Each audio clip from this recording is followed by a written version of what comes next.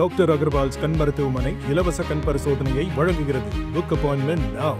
அரசியலமைப்பு சட்டத்தில் மத்திய பாஜக அரசு திருத்தம் செய்து கொண்டு வந்திருக்கும் மசோதா எதிர்க்கட்சிகளின் கடும் விமர்சனத்தையும் எதிர்ப்புகளையும் சந்தித்திருக்கும் நிலையில் அந்த மசோதாவின் நோக்கம் என்ன, அதனால் ஏற்படும் விளைவுகள் என்ன, எதிர்க்கட்சிகள் மசோதாவை எதிர்ப்பதற்கான காரணம் என்ன உள்ளிட்டவற்றை அலசி ஆராய்கிறது இந்த தொகுப்பு.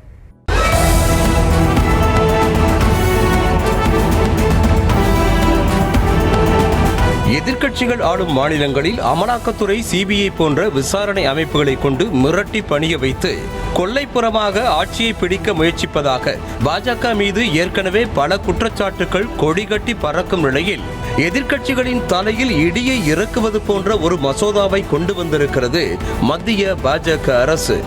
महोदय, मैं प्रस्ताव करता हूं कि संघ राज्य क्षेत्र शासन अधिनियम 1963 का संशोधन करने वाले विधेयक को पुनर्स्थापित करने की நாடாளுமன்றத்தில் உள்துறை அமைச்சர் அமித்ஷாவால் அறிமுகப்படுத்தப்பட்ட அரசியலமைப்பின் 130வது சட்ட திருத்த மசோதா மக்களால் தேர்ந்தெடுக்கப்பட்ட பிரதிநிதிகளை அச்சுறுத்தும் வகையில் இருப்பதாகவே பார்க்கப்படுகிறது.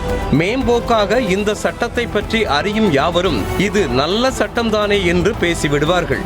ஆனால் அதன் உள்ளார்ந்த நோக்கத்தையும் அதனால் ஏற்படும் தாக்கத்தையும் ஆராயும் போதுதான் அரசியலமைப்பு சட்டத்தையே அசைத்து பார்க்கும் வகையில் இருப்பது தெரிய வருகிறது.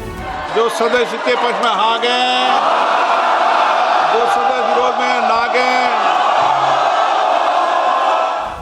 நாட்டின் பிரதமர், மத்திய அமைச்சர்கள், மாநில முதலமைச்சர்கள், அமைச்சர்கள் உள்ளிட்டோர் கடுமையான குற்றச்சாட்டுகளில் சிக்கி சிபிஐ, அமலாக்கத்துறை போன்ற விசாரணை அமைப்புகளால் கைது செய்யப்பட்டு 30 நாட்களுக்கு காவலில் வைக்கப்பட்டால் அந்த நபர் கட்டாயம் தனது பதவியை ராஜினாமா செய்ய வைக்கும் வகையில் இந்த சட்ட திருத்தம் வடிவமைக்கப்பட்டிருக்கிறது.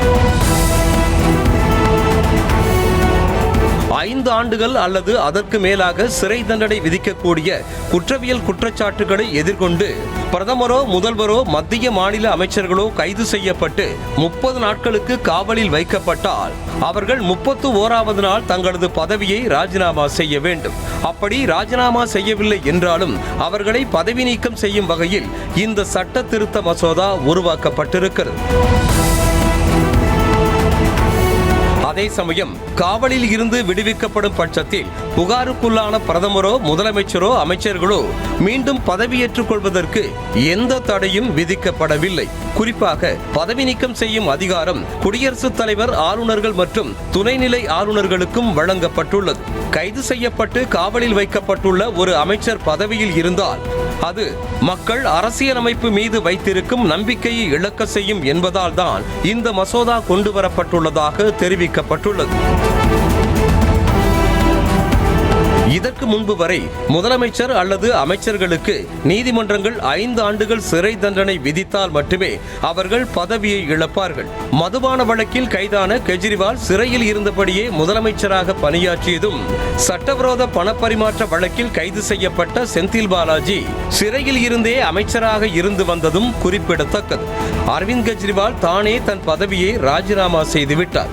ஆனால் செந்தில் பாலாஜி கிட்டத்தட்ட 1 வருடத்திற்கு மேலாக சிறையில் இருந்தே அமைச்சராக இருந்து நீதிமன்றத்தின் கண்டனத்திற்கு ஆளாகினார். அதன் பின்னரே அவர் தனது பதவியை ராஜினாமா செய்ததும் குறிப்பிடத்தக்கது.